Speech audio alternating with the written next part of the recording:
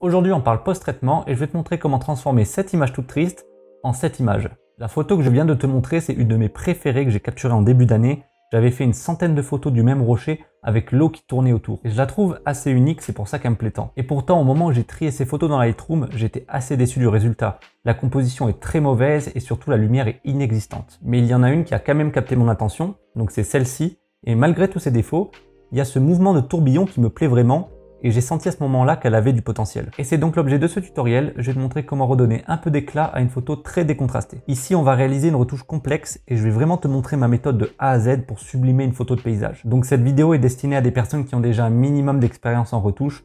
Pour les grands débutants, je conseille plutôt d'aller voir cette vidéo où je montre comment faire une retouche simple et minimaliste d'un coucher de soleil. Pour ceux qui sont encore là, j'ai mis à disposition dans la description de cette vidéo le fichier RAW de la photo pour pouvoir le télécharger et suivre le tutoriel en même temps, ou pour essayer d'apporter une retouche très différente de la mienne. Maintenant que tu as le fichier RAW avec toi et le contexte de la photo, je te donne rendez-vous dans Lightroom. Nous voilà dans le logiciel et je pars du principe que ton écran est optimisé. Si tu vois vraiment pas de quoi je parle, il faut vraiment que tu ailles regarder la vidéo du coucher de soleil. À présent, on peut démarrer et on va tout d'abord préparer la photo. Pour ça, je me rends dans l'onglet Détails et comme pour presque toutes mes photos, je vais augmenter un petit peu la netteté et je vais augmenter le masquage en restant appuyé sur la touche Option pour ne pas mettre de la netteté sur l'ensemble de la photo. Une fois que c'est terminé, je peux fermer l'onglet Détails. On avait dit tout à l'heure que la composition n'est pas extraordinaire. On va donc retravailler la composition. Et pour ça, je me rends dans l'onglet Recadrer et redresser. À partir de là, je vais chercher une nouvelle composition.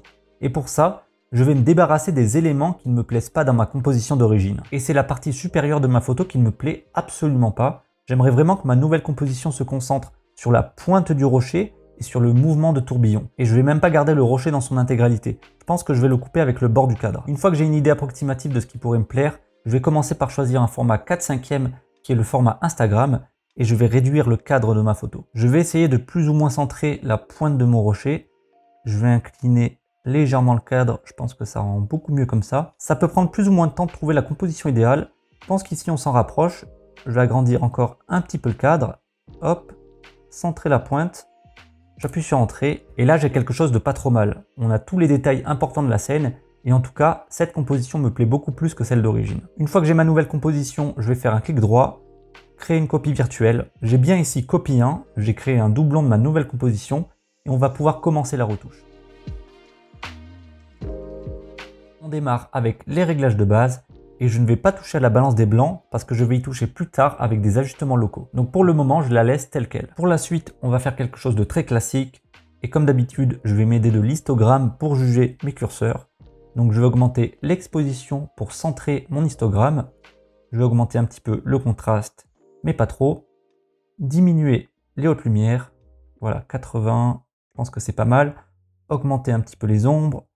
Diminuer les blancs et surtout augmenter les noirs. Pour l'onglet présence, je pense que cette photo n'a vraiment pas besoin de texture, de clarté ou de correction du voile supplémentaire, mais je vais augmenter un petit peu les couleurs et donc la vibrance, mais je vais diminuer la saturation. Et voilà, on a notre base qui est appliquée, c'est très léger mais c'est largement suffisant. Par contre, je viens de remarquer que ce coin de la photo ne me plaît pas tant que ça, donc je vais encore une fois ajuster ma composition et diminuer légèrement le coin, comme ça, et là ça me plaît déjà beaucoup plus. Je peux maintenant fermer le panneau réglage de base et je vais ouvrir celui des courbes des tonalités. Et c'est ici que la magie va opérer. On va venir récupérer le contraste et la couleur qu'on avait perdu. On va commencer par tracer une courbe assez étrange pour venir assombrir légèrement la photo.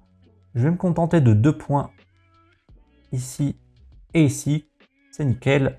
Je vais diminuer un petit peu les hautes lumières et je vais déboucher un petit peu les noirs. Une fois que c'est fait, on va utiliser un outil qui est un peu plus complexe et qui fait souvent peur aux débutants.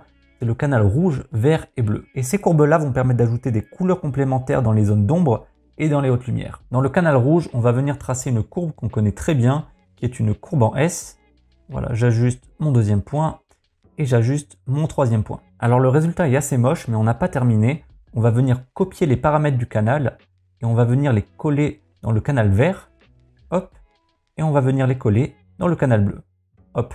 Et là, j'ai déjà des couleurs un peu plus réelles avec le bleu de la vague et le orange du rocher. Avant de me prendre pour un clown, je te rassure, le contraste et la saturation sont excessifs, mais c'est totalement volontaire. On en a terminé avec la courbe des tonalités et je vais maintenant me rendre dans l'onglet TSL couleur. Je vais venir changer la teinte de l'eau pour avoir quelque chose qui tire un peu plus sur le turquoise. Donc -40, et -10 en bleu, ça devrait le faire. La vague est vraiment sombre, donc je vais augmenter un petit peu la luminance. 40 et 20, c'est plutôt pas mal. Et surtout, le plus important, on va corriger la saturation. Ici, je vais me mettre à -60 et ici, je vais même descendre jusqu'à -70. Et là, on n'a plus du tout de couleur dans l'eau, mais encore une fois, c'est totalement voulu. Par contre, pour mon rocher, je vais augmenter un petit peu sa saturation, mais pas trop.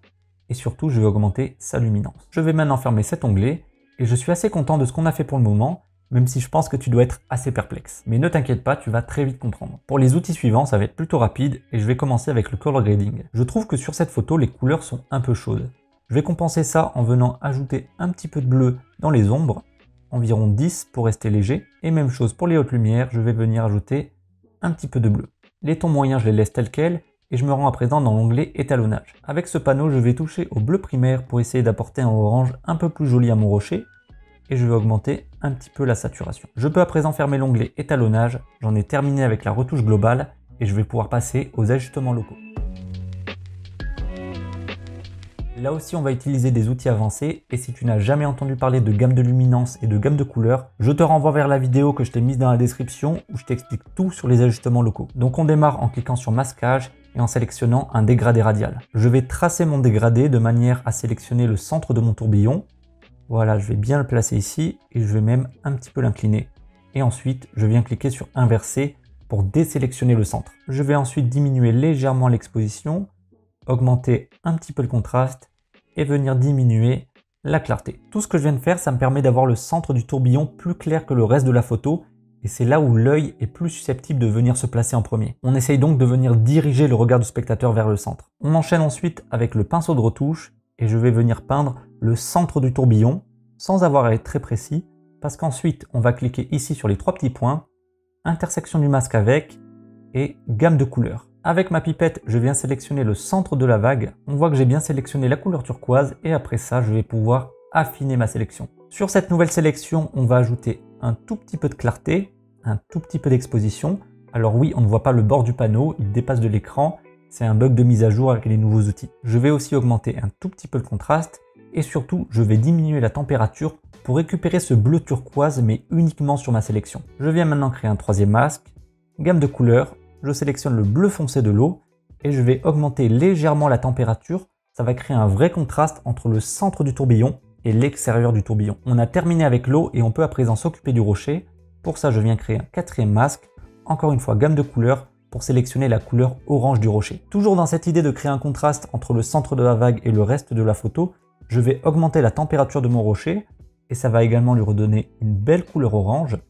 Mais je le trouve encore un peu sombre, donc on va augmenter les ombres et je vais aussi augmenter les blancs. On va diminuer les noirs, un petit peu la texture pour pas que le rocher attire trop l'attention et surtout on va diminuer la saturation qui est un petit peu excessive. Je vais maintenant créer un cinquième masque, sélectionner le pinceau, peindre le côté du rocher que je trouve un peu sombre et augmenter les ombres et les blancs uniquement sur ce côté. Je pense que je vais revenir sur le pinceau de ma vague. J'aurais dû ajouter tout à l'heure un tout petit peu de saturation pour avoir un peu plus de bleu. On a terminé avec les ajustements locaux. Je vais appuyer sur Entrée, encore une fois sur Entrée. Je vais retourner dans mes réglages de base et diminuer la saturation qui est encore un peu forte à mon goût. -13, c'est pas mal comme ça. Et voilà, on a terminé notre retouche. Voilà le résultat final et on peut appuyer sur Y pour comparer la retouche au fichier brut. Et waouh, même moi je suis assez surpris de voir ce qu'on a réussi à faire. On a réussi l'exploit de redonner du contraste et de la couleur à une photo qui n'en avait plus. Pendant cette retouche, on est passé par plein d'étapes.